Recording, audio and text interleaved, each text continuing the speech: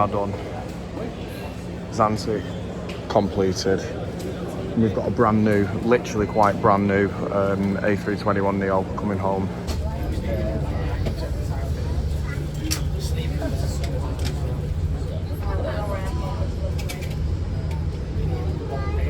And now the return leg.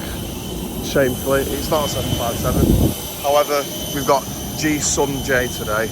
A brand new, pretty much, A321NEO, 0.4 years old according to Planespotters. I've heard a lot of things, good and bad, about these compared to the 757, so I guess it's time to find out. I'm absolutely gutted to be leaving Zakynthos, but yeah, it's been a good ride. Let's see what this A321's like on the inside. I'm very excited to see. The seats look good. I mean, it's the .com colour scheme in here with the holidays livery, same as all the other aircraft.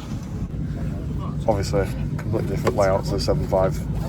Vastly the same thing, but it's just more modern. That's it. That's pretty much the only difference. It feels new. It feels very, very new compared to the 75, obviously, because it's not been in commercial service for 38 years. But yeah, the leg room, you can see the difference straight away there. Not fantastic, but I can just about jiggy about without touching the seat too much. It's not terrible. Not the greatest though, I won't lie. Honestly, I do think the 75 is better sort of in terms of legroom. These seats feel quite nice though. They're not as rock hard as people have been describing on the earlier 321NEOs. Cabin crew door to automatic cross check and report, please.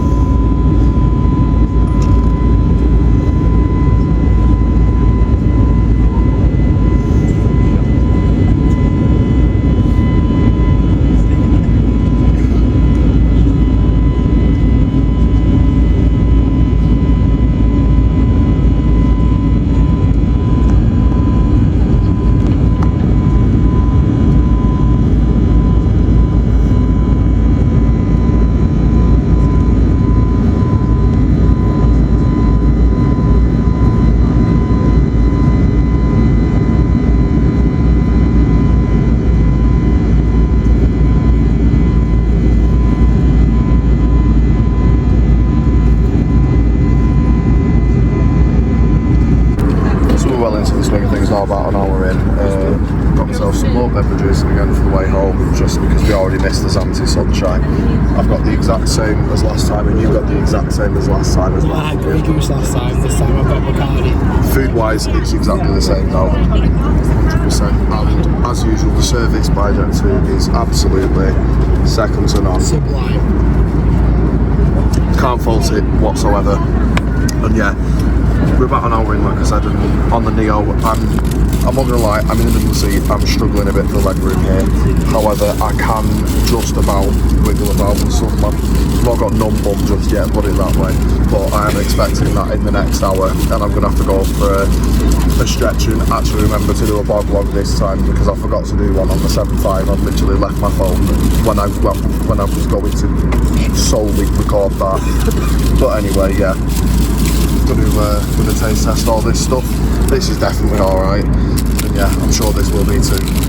It's going to be a very quick vlog this, because there's really not much to see here. I'm stood here and it's literally like, it's such a tiny area. You've got a little sink here, nice complimentary soap, hand towels, there's your bin. That's something I can't even reach down and bend into what that is. Oh, it's the bog flush, there we go, yeah. So we've got standard bog. There's tunes in here though, there's actually music playing in here. We've got ski going on here.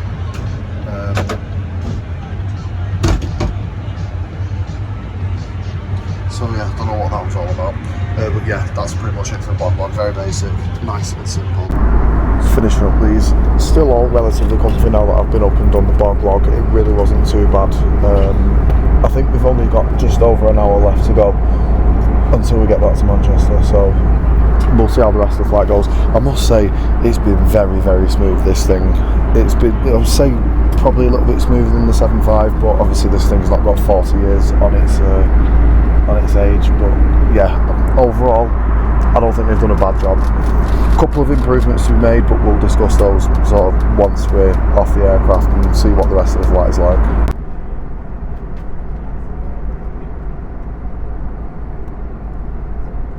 Slight bit of turbulence there, but it's cloudy as hell anyway, so no surprises there.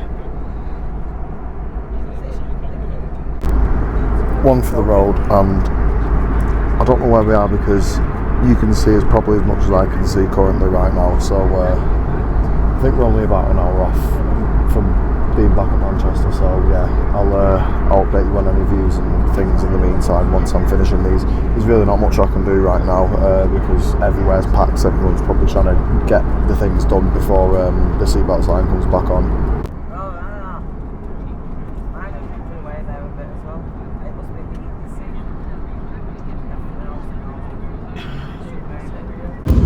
And to all of our amazement here, the knee-touching flight is about to end. We've got 10 minutes to land, and we've just been informed by the captain over the radio then. Still can't really see where we're going.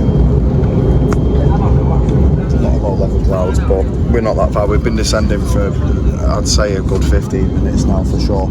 So, I guess the next footage you'll see is the landing footage, and the name of this engine that I can't forget, because I like the 7.5 too much.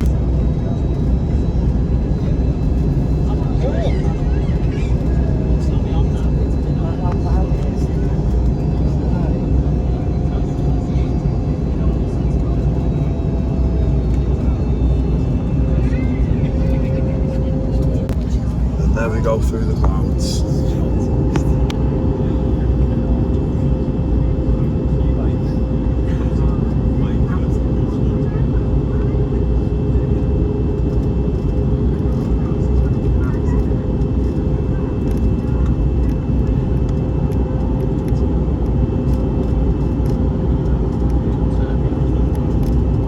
Indeed. Just passing through weather though, innit?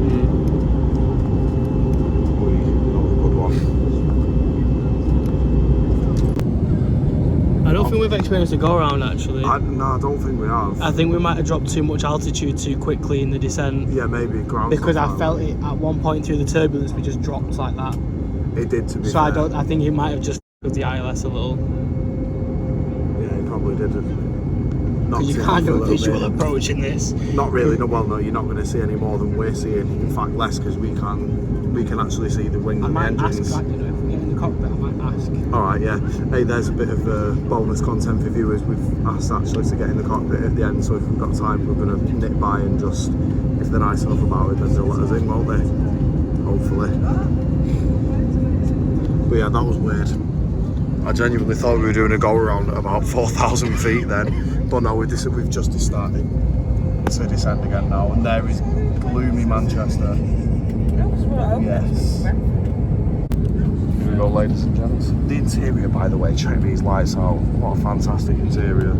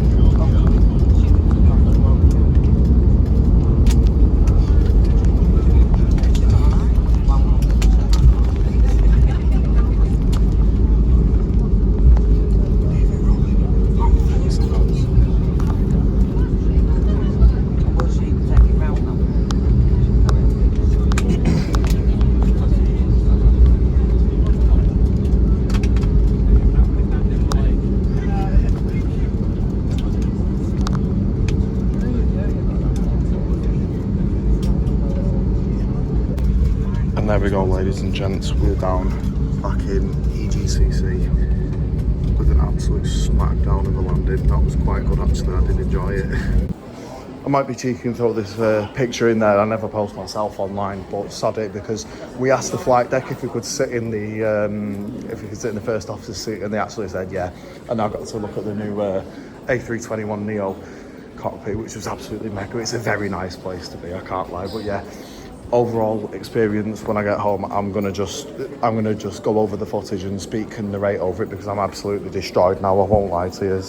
So I've just sped up some of the video's footage here to go over it now that I'm on the mic and I'm sat at home at the WWHQ. I'm just going to go over a couple of things that I thought about this flight that would sum it up. Is this better than the 757? Answering from an enthusiast point of view, I'm going to say no, not yet, mainly because I think the 757 looks better, it sounds better, I think it performs better as well. Obviously it's nowhere near as good on fuel, and that's the whole reason why they're getting rid of them and replacing them with these Neos. But I'm not saying it's a bad aircraft by any given means. It's still fantastic, it does the job great, but as an enthusiast it's just lacking so much character compared to the 757. And the other thing for me is as well, the leg room on these simply is not good enough. You got genuinely over an inch more in the 757 looking back, and I remember I was literally in pain after about an hour and 10 minutes of this, and I had to get up and go and stretch my legs. It was impossible. I could not have stayed in that seat for 4 hours straight. I think my legs would have probably fell off. Supposedly Jet2 are going to be redoing all these seats again, so we'll see what comes of that. So I'll now speak as a sort of passenger's perspective.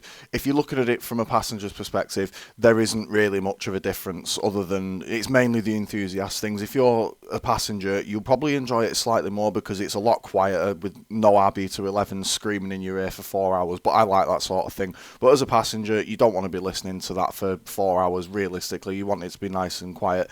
The interior is fantastic on these, I must say. They have done a fantastic job. They look pretty similar to the 757s, apart from the roof where they've got actually blue purple LEDs in there. You saw that in the video. That's a very nice touch. I wish the 75s would have got that initially. And of course that adds to the whole passenger experience itself. So as a passenger, it's a great aircraft, I can't lie. I did actually enjoy the flight on it. I'm not hating on it, so don't slew me in the comments for saying, oh, you're hating it for no reason. I'm not. I'm just more of a fan of the 757, and no one will ever change my opinion on that. So I think it's fair to say, overall, I think it will be a fitting replacement for the 757. It won't quite live up to the name that the 757's built, and I certainly don't think they will last nearly 40 years either, between 30 and 40 years. I certainly don't think that they'll last that long, but I'm willing to wait around and have them prove me wrong. I'd quite like to see them go a long way, because it'd be nice, you know, to have that sort of legacy rebuilt with a brand new aircraft. It would be good to see, sort of when I'm going old and grey, these things are still going,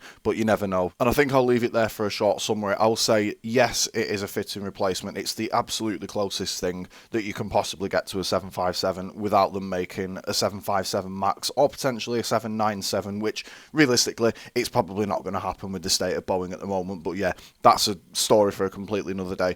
So thanks very much for watching. Let me know what you think of my second ever flight review in the comments below. I've got another one coming very soon with EasyJet this time, and that's Manchester to Amsterdam, and a bit of the return segment, which is just more of a POV without me narrating and yapping over it. So yeah, thanks very much for watching. Take care, and I'll hopefully see you around for that video.